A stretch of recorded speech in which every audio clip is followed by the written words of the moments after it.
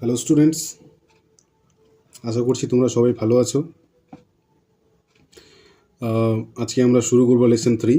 আমাদের lesson 1, lesson 2 line by line explanation এবং question আনসারগুলো আমরা ক্লিয়ার করেছি। এবারে আমরা আজকে লেসন 3 চালু করব। আশা করছি তোমাদের ভালো লাগবে। ভালো লাগলে অবশ্যই সাবস্ক্রাইব করবে, লাইক করবে, শেয়ার করবে, কমেন্টে জানিও কেমন লাগলো। আর অবশ্যই যে সমস্ত বন্ধুবান্ধব তোমাদের আছে যারা এ ধরনের একটা ফ্রি ইউটিউব ক্লাস চায়, তাদেরকে অবশ্যই শেয়ার করবে। তো শুরু করছি আজকে আমরা আমাদের যে লেসন 3, সেটা হচ্ছে একটা টেক্সট গল্প। এটা হচ্ছে দ্য পাসিং অ্যাওয়ে অফ বাপু। ভালো করে বুঝবে, এখানে দ্য পাসিং অ্যাওয়ে অফ বাপু। এই যে কথাটা পাস অ্যাওয়ে, এর মানে হচ্ছে মারা যাওয়া।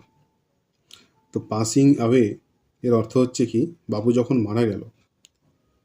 মারা গেছিল যখন, এর ফলে যে কি ঘটছিল ঘটনাগুলো, তখনকার সময়ে কি ঘটছিল, ঠিক বাপু মারা যাওয়ার পরের মুহূর্তে কি শুরু হয়েছিল, আর কি অসুবিধাগুলো হচ্ছিল, কি ফেস করছিল ইন্ডিয়ার মানুষ তখন, সেই ঘটনাটা আমরা এখানে দেখব। এই জন্য এখানে বলেছে passing away of Bapu.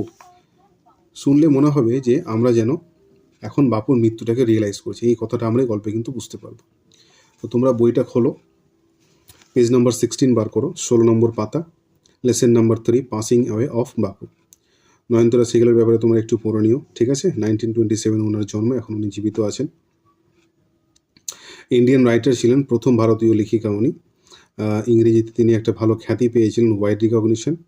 Fiction মানে হচ্ছে কাল্পনিক কাহিনীগুলো, ঠিক আছে। ইন্ডিয়ার যে পলিটিক্যাল চেঞ্জেস, এর ফলে যে সমস্যাগুলো হয়েছিল সেই ব্যাপারে তিনি অনেক ফিকশন লিখেছিলেন। আর তিনি সাহিত্য একাডেমি অ্যাওয়ার্ড পেয়েছিলেন 1986 খ্রিস্টাব্দে, রিচ লাইক আস, তাই নোবেলটার জন্য, ঠিক আছে।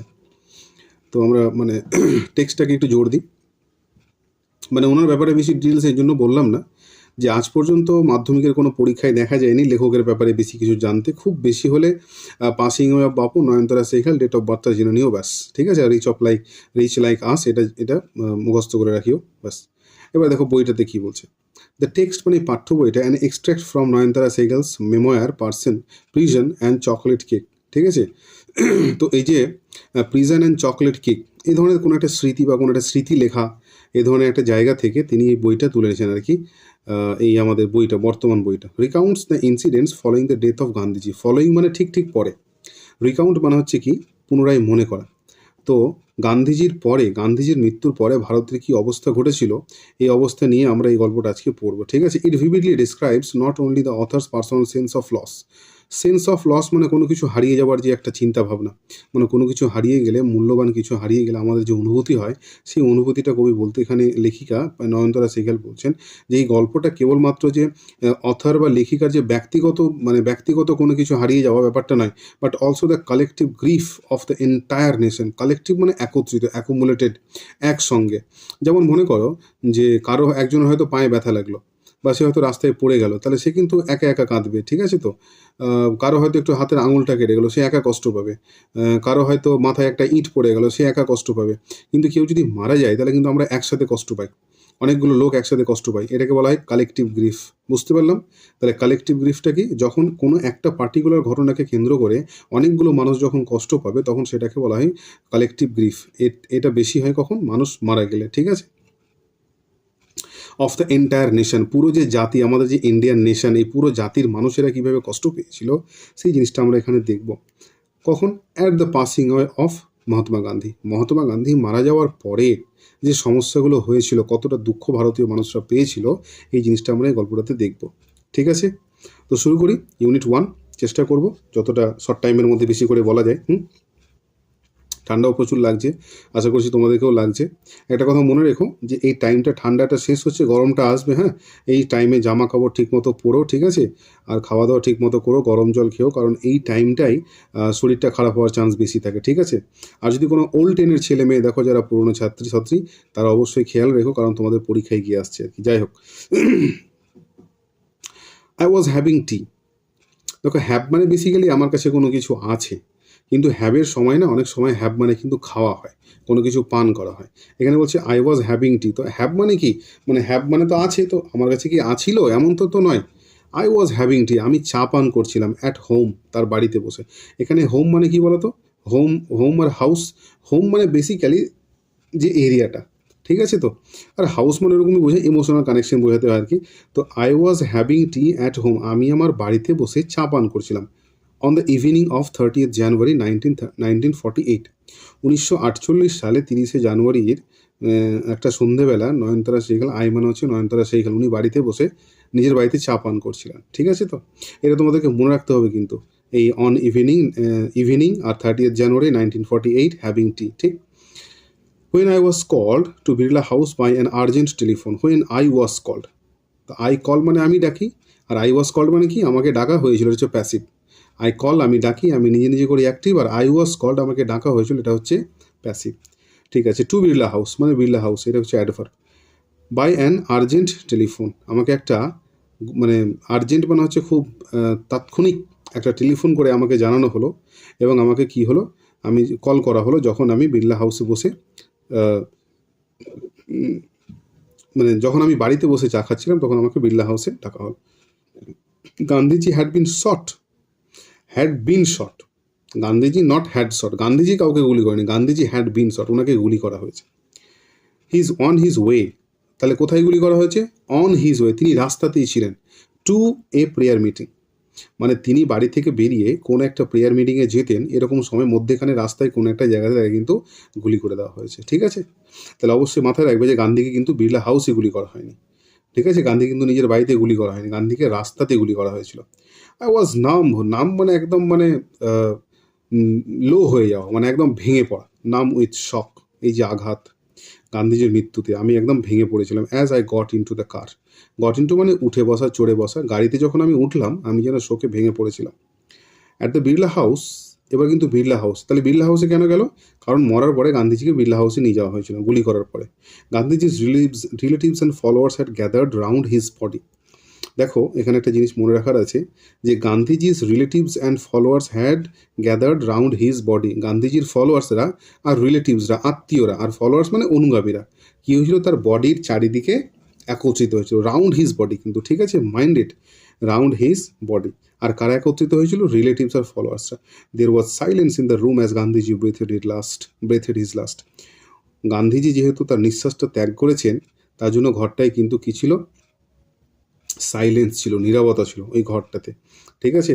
তো ঘরটা নীরবতা কোনো একটা ব্যক্তি নয় যে কে ওখানে, আমি নীরবতা, ওখানে কে রে, আমি খোকা, এরকম না, ওখানে কি ছিল, সাইলেন্স ছিল। সাইলেন্সটা হচ্ছে কি একটা অ্যাবস্ট্রাক্ট নাউন, ঠিক আছে। ওয়ার্ডস অফ বাপুজিস ডেথ, মানে বাপুজি মানে বাপুজি, আর বাপুজিস মানে বাপুজির, তো বাপুজির যে মৃত্যুর কথাগুলো, খবর, ডেথ মানে মৃত্যু, হ্যাড স্প্রেড মানে ছড়িয়ে পড়েছিল, থ্রু দিল্লির মধ্যে দিয়ে, like a flame fanned by wind, মানে মনে করো কোথাও আগুন জ্বললে যদি সেখানে ফ্যান করা যায়, বাতাস করা যায়, তাহলে আগুনটা যেমন দাউ দাউ করে দগদগ করে জ্বলে ওঠে, তো গান্ধীজির মৃত্যুর যে খবরটা, সেটা হচ্ছে গোটা দিল্লির মধ্যে যেন ঠিক ওই রকমই আগুন জ্বালিয়ে দেওয়ার মতোই, পাখা দিয়ে হাওয়া করে দিয়ে আগুন জ্বালিয়ে দেওয়ার মতো কিন্তু দ্রুত ছড়িয়ে পড়লো, ঠিক আছে। Sad groups of men, men মানে অনেক মানুষ, আর উইমেন মানে অনেক মহিলা, তাহলে পুরুষ এবং মহিলা প্রত্যেকের যে দলগুলো, স্যাড গ্রুপস মানে ওরা এক একটা দলে মনে হচ্ছে ভাগ হয়ে গেছে, আর প্রত্যেকটা গ্রুপ যেন দুঃখিত, তাই বলছে sad groups of men and women had collected around Birla house, কী হয়েছে, বিড়লা হাউসের চারিদিকে কিন্তু জড়ো হয়েছে। তাহলে একটু আগে কি বললাম, যে গান্ধীজির relatives and followers were gathered round his body at Birla house, round his body কিন্তু, ঠিক আছে। আর এখানে কি হয়েছে, কালেক্টেড অ্যাট বিড়লা হাউস, কারা collected at Birla house, sad groups of men and women, মাথায় রাখবা, ঠিক আছে। আউট অফ এভরি উইন্ডো, এবার এই যে চারিদিকে যে তারা জড়ো হয়েছে, তো জানলার প্রত্যেকটা জানলার বাইরে থেকে বা জানলার দিকে তাকালে ওয়ান কুড সি, একজন দেখতে পেত খুব easily, a brown blur of faces, মানে মুখগুলোতে যেন, মুখের উপরে যেন বাদামি ছাপ পড়ে গেছে, কালচে ছাপ পড়ে গেছে, মুখগুলো সব শিহরিত হয়ে গেছে, শুকিয়ে ঠান্ডা হয়ে গেছে, এটা বলতে চাইছে। They did not make a sound, তারা কিন্তু কোনো রকম শব্দ করছিল না, সবাই কিন্তু নিশ্চুপ ছিল, চুপচাপ ছিল, কি হবে এবার। দের ওয়াজ অ্যান আনন্যাচারাল সাইলেন্স, দেয়ার মানে সেখানে, সেখানে মানে কোথায়, রুমটাতে। এই যে দেখবা যে কোনো কোনো সময় কি হয় জানো, it is 5 PM now, it is 4 AM by in your watch বা বাই ইউর ওয়াচ। এবার how many windows in your house, তো there are 5 windows in our house, there are 2 rooms in our house, etcetera, ঠিক আছে? তো এই যে there, এটাকে বলে ইন্ট্রোডাক্টরি সাবজেক্ট বা ইন্ট্রোডাক্টরি দেয়ার। এই দেয়ার মানে কোথায় বোঝাচ্ছে সেরকম স্পেসিফিক কোনো মেনশন থাকবে না, কিন্তু দেয়ারকে না নিলে আবার হবে না। হ্যাঁ, তো দেয়ার ওয়াজ অ্যান আনন্যাচারাল সাইন্স, সেখানে একটা অপ্রাকৃতিক একটা নীরবতা, মানে এতটা নীরব কোনোদিন কিছু হয় না। ইট ওয়াজ অ্যাজ ইফ, ঠিক মনে হচ্ছিল যেন, ইট ওয়াজ অ্যাজ ইফ যেন, অ্যাজ ইফ মানে হচ্ছে যেন, ইট ওয়াজ অ্যাজ ইফ এমনটা ছিল যেন, if time stood still for those few minutes, সময়টা কি হয়েছে, ওই কয়েক মিনিটের জন্য সময়টা যেন মনে হচ্ছে একদম থেমে গেছে। কথা বুঝতে পারলাম, সময়টা যেন থেমে গেছে। The people were to stand to speak in the beginning, এই যে দেখো টু স্টান্ড, এতটাই হতভম্ব ছিল কি, টু স্পিক, তাহলে হতভম্ব থাকলে মানুষ কথা বলতে পারে? পারে না। তাহলে তারা এতটাই হতভম্ব ছিল যে তারা কথা বলতে পারছিল না। ঠিক আছে, এটা হচ্ছে একটা positive sentence. In the beginning, শুরুতে। লেটার দে ক্ল্যামর্ড, ক্ল্যামর্ড মানে কি, ক্ল্যামর্ড মানে একদম চিৎকার করা, খুব জোরে জোরে কিছু দাবি করা, চাহিদা করা। হ্যাঁ, ওয়াইল্ডলি সাউটিং অ্যান্ড ক্রাইং, তারা খুব জোরে জোরে চিৎকার করছিল। ওয়াইল্ডলি মানে একদম হচ্ছে মানে বন্য প্রাণীদের মতো, সাউটিং চিৎকার করছিল, আর ক্রাইং আর কাঁদছিল। কেন? বুঝতেই পারছো, গান্ধীজি মারা গেছে। জসল, জসল মানে একদম ধাক্কাধাক্কি করা। কীরকম ধাক্কাধাক্কি করা? তোমরা বাসে উঠেছো নিশ্চয়ই, বাসে কিন্তু কি হয়, জায়গা থাকে না উঠার, আবার ড্রাইভারগুলো আবার খালাসিগুলো লোক উঠায়, তো একে তো বসার জায়গা নেই, মানে 5টা লোকও ঢুকবে না, তার উপরে আবার মনে করে যে 10টা লোক ঢুকিয়ে দিয়েছে কোনো ক্রমে। আর ওই লোকগুলো যখন এক জায়গা থেকে অন্য জায়গায় যায়, বাসওয়ালা যখন বলে যে দাদা পিছনে চলো, পিছনে পিছনে সরো পিছনে, তো সামনে থেকে পিছনে যাওয়া যে কষ্টকর ব্যাপার, কারণ জায়গা নেই। ওই জায়গা যেতে যেতে মানুষের সাথে যে ধাক্কাধাক্কিটা হয়, এটাকে বলা হয় জসেল্ড। কথা বুঝতে পারলাম? তো সেই রকম ভিড় কিন্তু সেখানে ছিল। They jostled one another in a stampede to break in to the house, they jostled one another, তারা একে অপরকে ধাক্কা মারছে জোরে জোরে এদিক ওদিক, ইন এ স্টাম্পেড, খুব তাড়াহুড়া হচ্ছে মনে হচ্ছে। To break into the words, into break into মানে একদম সো করে কোনো দিকে একদম ঝুড়ে যাওয়া। ঠিক আছে, কোনো একটা গাড়ি এলো, ব্রেক ইন্টু দ্য হাউস, গাড়ির দেওয়াল ভেঙে একদম সজোরে স্বগতিক ঢুকে গেল, গতিসহ ঢুকে গেল। তাই বলছে কি, যে তারা এত তাড়াহুড়া করছে, এত চিৎকার করছে, এত ধাক্কাধাক্কি করছে, মনে হচ্ছে তারা দেওয়াল ভেঙে ভিতরে ঢুকে যাবে। They calmed a little when it was announce that they would be allowed to see Gandhiji before the funeral. They calmed, they calmed মানে তারা শান্ত হয়েছিল। আর লিটিল মানে দেখো, little, the little, a little, a little, ঠিক আছে? তো লিটিল মানে সামান্যটুকু, দ্য লিটিল মানে যেটুকু, আর এ লিটিল মানে অলমোস্ট নান। ঠিক আছে, যদি বলা যায়, মনে করো, ধরে নাও যে রাশিয়ান ভাষা তুমি জানো না, তুমি জানলে হয়তো, আমি এই মুহূর্তে যে তুমি দেখছো ভিডিওটা, তুমি জানলে জানতে পারো, অনেকেই জানে না। তো যে জানে না রাশিয়ান ভাষা, সে কি বলবে, I have a little knowledge in Russian, মানে আমার কোনো জ্ঞান নেই। I have the little of knowledge in Russian, আমার একটু জ্ঞান আছে। I have little knowledge of Russian, আমার মোটামুটি প্রায় নেই বললেই চলে, হালকা জ্ঞান আছে। তো কি বলছে, কামড এ লিটল, তারা একটু শান্ত হয়েছিল, কিন্তু ওই শান্তিটা না এর বরাবর, প্রায় না। When it was announce that, যখন এটা অ্যানাউন্স করা হলো যে দে উড বি অ্যালাউড, তাদেরকে অনুমতি দেওয়া হবে, তাদেরকে সুযোগ করে দেওয়া হবে, টু সি গান্ধীজি, গান্ধীজিকে দেখার, বিফোর দ্য ফিউনারাল, ফিউনারালের আগে। ফিউনারাল মানে কি, মানুষ মরে গেলে যে শেষকৃত্য করা হয়, হিন্দুদেরকে আগুনে পোড়ানো হয়, মুসলিমদেরকে কবর দেওয়া হয়, খ্রিশ্চানদেরকে কবর দেওয়া হয়, পার্সিদেরকে টাওয়ার অফ সাইলেন্সে রেখে দেওয়া হয়, বৌদ্ধদের জল সমাধি দেওয়া হয়, ইটসেট্রা আর কি, বিভিন্ন জায়গায় বিভিন্ন সিস্টেম করা হয়। তো মৃত্যুর পরে একটা মানুষের যে শেষকৃত্য, যে শেষ কাজটুকু, সেটাকে ইংরেজিতে বলা হয় ফিউনারাল। তো গান্ধীজির শেষকৃত্য কমপ্লিট করার আগে প্রত্যেকটা মানুষকে একবার করে দেখতে দেওয়া হবে। এই কথাটা শোনার পরে মানুষ কি হলো, মানুষ একটু শান্ত হলো। বুঝতে পারলাম? আচ্ছা, when one is faced with the shock of a loved one's death, যখন ওয়ান ইজ ফেসড, যখন একজন মুখোমুখি হয়, উইথ মানে কিসের সাথে, দ্য শক, এই আঘাতটার সাথে। কিসের আঘাত? Of a loved one's death, কোনো একজন প্রিয় মানুষের মৃত্যুর আঘাতের মুখোমুখি যখন একজন হয়। কি বললাম? যখন কোনো একজন মানুষ তার প্রিয় মানুষের মৃত্যুর আঘাতের মুখোমুখি হয়, ওয়ান হুইম্পার্স, একজন কি হয়, একজন ফুঁপিয়ে ফুঁপিয়ে কাঁদে। হুইম্পার্স মানে কি, মুখে হাত দিয়ে ফুঁপিয়ে ফুঁপিয়ে কাঁদা। ঠিক আছে, what will become of me now that he has left me, কি হবে এবার, যেহেতু সে আমাকে ছেড়ে চলে গেছে। What will become of me, আমার এখন কি হবে, নাও এখন, that he has left me, যেহেতু তিনি আমাকে ছেড়ে চলে গেছেন, বা উনি আমাকে ছেড়ে চলে গেছে, বা গান্ধীজি আর নেই। This was surely the question uppermost in the mind of the mourning people. This was surely, এটা অবশ্যই নিশ্চিতভাবে, দ্য কোশ্চেন, আপার মোস্ট, সব থেকে উঁচু কোশ্চেন, সব থেকে বড় কোশ্চেন, সব থেকে এখন মানুষের মধ্যে এই কোশ্চেনটাই চলছে যে এখন কি হবে। In the mind of the morning people, বানানটা লক্ষ্য করবে, বানানটা কিন্তু MORNING নেই, MORNING, মর্নিং মানে হচ্ছে সকাল, কিন্তু MOURNI, আচ্ছা MOURN, মৌন মানে হচ্ছে শোক করা, আর মর্নিং মানে যারা শোক করছিল, এটা কিন্তু এখানে কী হবে বলতো, এটা হচ্ছে এখানে পার্টিসিপেল হয়ে গেছে, ঠিক আছে। দ্য মর্নিং পিপল, কথা বুঝতে পারলাম, দেখে মনে হচ্ছে ভার্বের মতো, কিন্তু কাজটা হচ্ছে কীরকম, অ্যাডজেক্টিভের মতো। মানুষগুলো কেমন ছিল, মর্নিং ছিল, তাই বলছে দ্য মর্নিং পিপল, শোকাহত মানুষ। তাহলে শোকাহত মানুষগুলোর মধ্যে মনের মধ্যে সব থেকে একটা যেটা গুরুতর কোশ্চেন ছিল, সেটা হচ্ছে কি, যে what will become of me now that he has left me, সে যেহেতু আমাকে ছেড়ে চলে গেছে, আমাদের এখন কি হবে। They look like lost children, মেলায় একটা বাচ্চা হারিয়ে গেলে যেমন দিক কিনারা সে খুঁজে পায় না, যদি কেউ কোনোদিন হারিয়ে থাকো ব্যক্তিগতভাবে, তাহলে তার এক্সপিরিয়েন্সটা থাকবে। একটা মানুষ যখন হারিয়ে যায় আর যখন বুঝতে পারে না যে কী করবে, এতগুলো লোক, তাহলে সে খুঁজে পায় না নিজের মানুষকে, সবাই তার কাছে একদম, একটা কথা আছে না যে আইনে কে 100 টুকরে করকে হামনে দেখে হ্যাঁ, ভিড় মে ভি তনহা থে, এক মে ভি তনহা থে, 100 মে ভি একেলে হ্যাঁ। মানে একটা আয়নার টুকরো করে একটাতে একাই ছিল, আর 100টা টুকরো হলো তখন প্রত্যেক জায়গায় একা, ঠিক ওই রকমই মানুষ যখন হারিয়ে যায়, মানুষ এরকমই মনে করে, প্রত্যেক চারপাশে মানুষ থাকে তবু কিন্তু নিজেকে একা একা লাগে, কথা বুঝতে পারলাম। তো ঠিক ওই রকমই মানুষগুলো মনে করছে যে আমাদের এখন কি হবে, তারা যেন একটা হারিয়ে যাওয়া শিশুর মতো, এতগুলো চারপাশে লোক, তাও যেন নিজেকে সবাই একা ভাবছে গান্ধীজি মারা যাওয়াতে। তাহলে কত বড় লিডার ছিল উনি, ভাবতে হবে।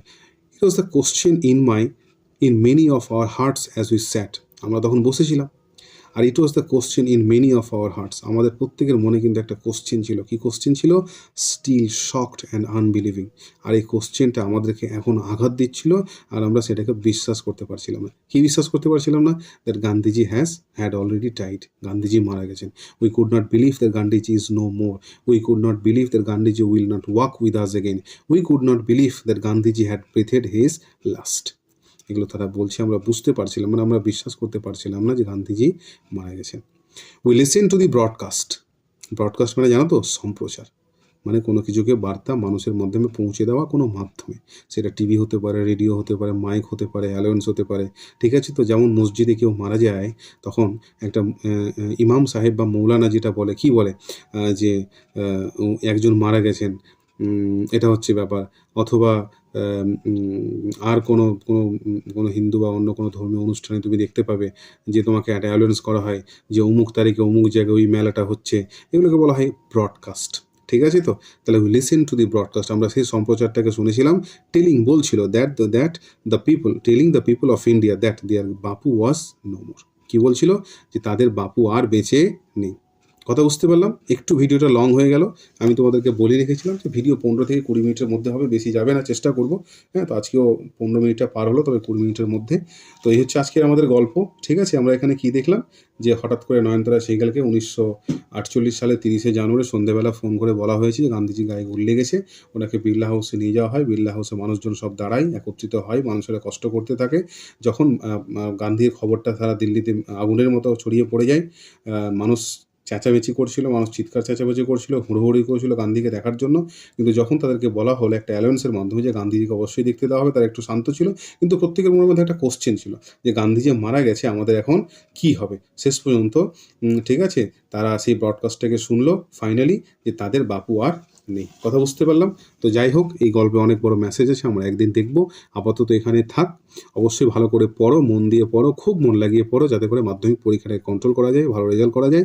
আর যদি তোমাদের ভালো লাগে, লাইক করবে, শেয়ার করবে, সাবস্ক্রাইব করবে, এবং অবশ্যই কমেন্টে জানিয়ে কেমন লাগলো, বন্ধুদের শেয়ার করবে। ঠিক আছে, ভালো থাকো, থ্যাংক ইউ।